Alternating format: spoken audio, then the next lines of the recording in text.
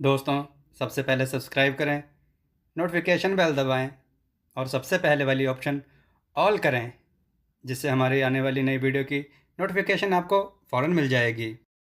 जय श्री राम भक्तों।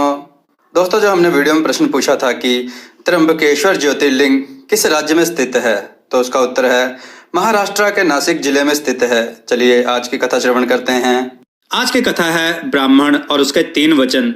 आइए कथा श्रवण करें। बहुत समय पहले की बात है। एक नगर में एक बहादुर राजा राज करता था। दूर दूर तक उसका नाम फैला था।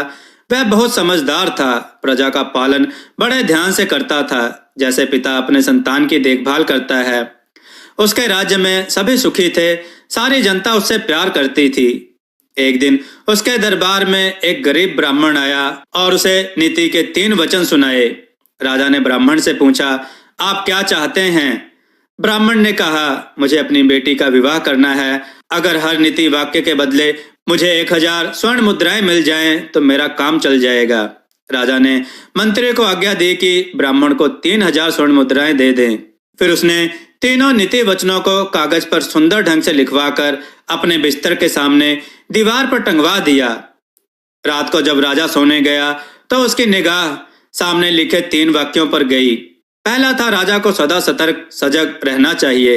राजा ने फैसला किया कि वह शहर में जाकर पता लगाएगा कि उसकी प्रजा में कौन लोग सुखी हैं और कौन दुखी। उसने वेश बदला और चल दिया। जब राजा एक गली से गुजर रहा था तो उसने एक बूढ़ी औरत के रोने की आवाज सुनी।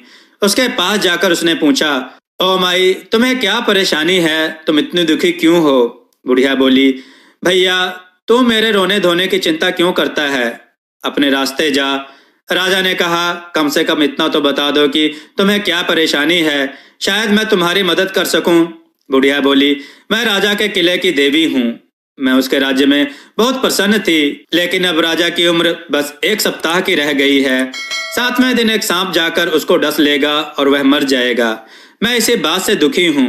इतनी बात सुनकर राजा महल में वापस चला गया। जब वह पलंग पर लेटने जा रहा था तो उसकी निगाह ब्राह्मण के दूसरे नीति वाक्य पर पड़ी। लिखा था, राजा को चाहिए कि अपने दुश्मन से भी अच्छा व्यवहार करे। 7वें दिन राजा ने महल के दरवाजे से अपने सोने के कमरे के दरवाजे तक सुगंधित पुष्प बिखरा दिए और रास्ते के दोनों ओर तरह तरह की मिठाइयां रखवा दी। हर स्थान पर बर्तन में शहद भरवा दिया। दूसरी जगह मीठा और सुगंधित चावल। अन्य स्थलों पर भी ऐसी ही चीजें रखवा दी गई, लेकिन अपने पलंग के चारों पायों के सब और नमक की ढेरियां लगवा दी। फिर पलंग पर बैठकर सांप की राह देखने लगा। सांप महल में घुसा और सुगंधित फूलों पर रेंगता हुआ आगे बढ़ने लगा। जब उसने रास्ते के दोनों ओर मिठाइयां रखी देखी तो वह उन्हें सूंघने और चखने लगा। फिर वह सोने के कमरे के दरवाजे तक पहुंचा तो उसका मन बहुत प्रसन्न हो गया था, लेकिन इतना ज्यादा मीठा खाने के बाद अब सांप की तबीयत नमक खाने के लिए कर रही थी।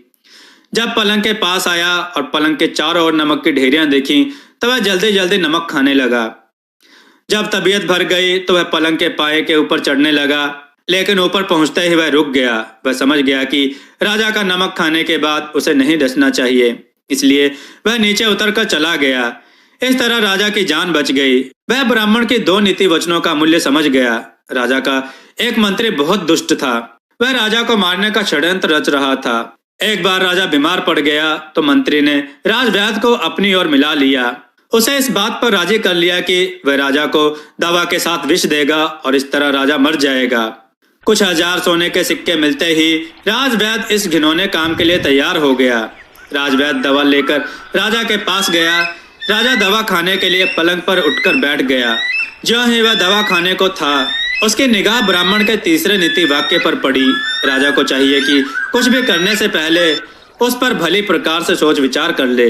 जिस समय राजा इस बात पर विचार कर रहा था, वह समझ गया कि शायद राजा को उसका पता चल गया है। बस वह घबरा गया। राजा के पैरों में गिरकर दया की भीख मांगने लगा। उसने राजा को सारे षड्यंत्र के बारे में बता दिया। राजा ने तुरंत मंत्री को बुलाया और वह विषैली दवा उसे पिला दी। इस तरह दुष्ट मंत्री मर गया।